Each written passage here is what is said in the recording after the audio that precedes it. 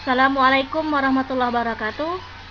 Alhamdulillah, semoga kita selalu mendapat lindungan dari Allah Subhanahu wa taala.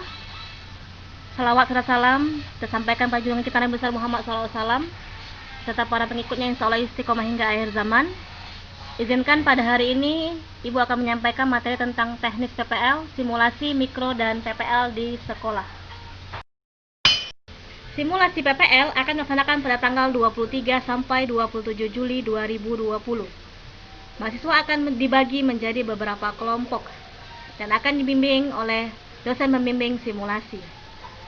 Mahasiswa saat simulasi akan berperan menjadi guru dan siswa. Mahasiswa yang berperan menjadi guru akan menyiapkan RPP, media pembelajaran, dan akan melakukan praktek mengajar. Ketika selesai melakukan praktek mengajar, maka dosen pembimbing akan memberikan kritik dan saran. Pada saat simulasi, mahasiswa akan melakukan beberapa hal berikut. Yang pertama, praktek mengajar dengan keterampilan dasar 1 sampai dengan keterampilan dasar 4. Yang kedua, praktek mengajar dengan keterampilan dasar 5 sampai dengan keterampilan dasar 8. Yang ketiga, praktek mengajar dengan keterampilan dasar 1 sampai dengan keterampilan dasar 8. Kemudian, dosen simulasi akan menilai mahasiswa berdasarkan rubrik penilaian yang telah ada, dan mahasiswa bisa melihat rubrik tersebut di buku pedoman PPL. Kemudian, mahasiswa juga diharapkan untuk membuat media pembelajaran, baik itu berupa video atau rekam layar, dengan sesuai dengan contoh yang akan dikirim ke link WA Group. Ketika selesai simulasi PPL, maka dosen simulasi akan melakukan penilaian.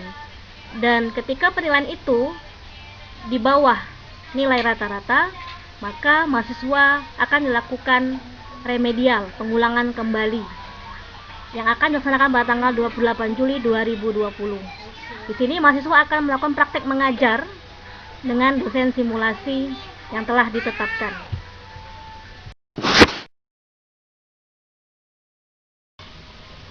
Untuk kegiatan mikro, ini bisa dilakukan secara dua versi ya, maksudnya seperti ini. Bisa dilaksanakan secara online, di mana mahasiswa akan merekam cara pengajaran mereka, kemudian akan mengirimkan videonya kepada dosen pengamat. Nanti contohnya akan kami share ke link kami share di WA. Ataupun dengan cara tatap muka, di mana mahasiswa akan praktek mengajar seperti simulasi. Ketika sudah selesai proses micro teaching, maka mahasiswa akan ditempatkan ke sekolah-sekolah PPL yang telah ditetapkan. Mahasiswa akan diserahkan oleh DPL kepada kepala sekolah pada tanggal 10 Agustus 2020. Pada saat penyerahan, mahasiswa harus menggunakan pakaian yang telah ditentukan. Adapun sekolah yang digunakan dalam pelaksanaan PPL tahun ini adalah SMA Negeri 2 Kayagung, SMA Negeri 4 Kayagung, SMA Negeri 1 Pedamaran, SMA Meranti Pedamaran. Di setiap sekolah, mahasiswa akan dibimbing oleh satu dosen pembimbing lapangan, dan satu kelompok mahasiswa akan terdiri dari 3 program studi, di mana akan ada ketua, sekretaris, dan bendahara. Setiap kelompok akan berkoordinasi dengan DPL masing-masing sekolah. Pelaksanaan PPL di sekolah dilaksanakan dari tanggal 10 Agustus sampai dengan tanggal 24 September 2020. Saat praktek di sekolah, mahasiswa diharapkan melakukan kegiatan pendahuluan. Ada orientasi, adaptasi, kemudian kegiatan pengembangan ataupun inti latihan. Saat kegiatan pendahuluan, mahasiswa akan diberikan pengarahan dan bimbingan dari kepala sekolah, kemudian juga oleh dosen pembimbing lapangan, dan juga petugas sekolah yang terkait mengenai struktur organisasi sekolah, kurikulum sekolah, administrasi sekolah dan kelas, program kesiswaan atau ekstrakurikuler, program BK, bimbingan konseling, dan program bimbingan konseling, perpustakaan, dan lain-lain. Jadi di sini mahasiswa harus belajar untuk beradaptasi, mempelajari tentang teknis ataupun struktur yang ada di sekolah.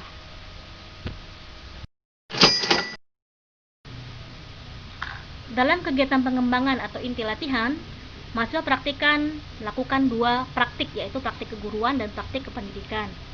Dalam praktik keguruan, mahasiswa dibimbing oleh seorang guru pamong. Sebelum tampil di kelas, seorang mahasiswa praktikan harus berkonsultasi terlebih dahulu terhadap guru pamong mengenai RPP, materi pelajaran dan pokok bahasan yang akan diajarkan di kelas. Adapun jumlah RPP selama kegiatan PPL itu maksimal ada 10.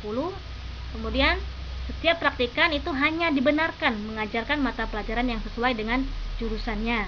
Misalnya nih, kita disuruh menggantikan guru bidang studi matematika, sedangkan kita dari prodi pendidikan bahasa Inggris. Karena kita tidak bisa, maka kita bisa menolaknya secara baik-baik. Berikutnya, jumlah penampilan selama kegiatan PPL minimal 8 kali termasuk ujian akhir PPL. Kegiatan yang kedua itu praktik kependidikan. Contohnya nih, melaksanakan upacara bendera, layanan perpustakaan, piket guru, ekstrakurikuler, dan juga bimbingan dan konseling. Jadi di sini mahasiswa tidak hanya mengajar tapi juga melakukan praktek kependidikan.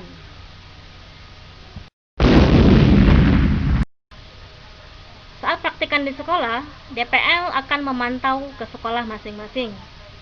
Itu maksimal 5 kali selama 7 pekan.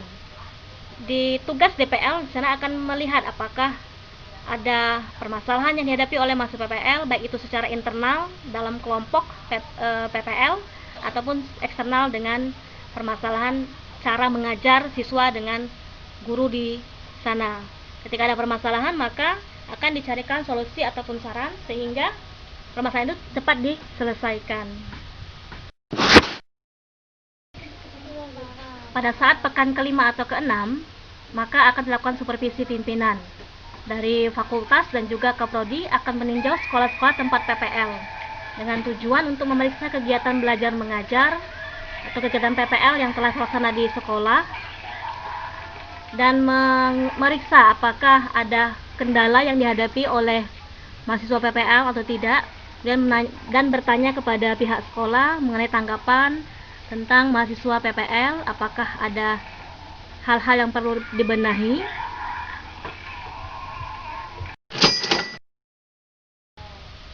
Ketika selesai melaksanakan PPL, maka mahasiswa akan dijemput oleh DPL.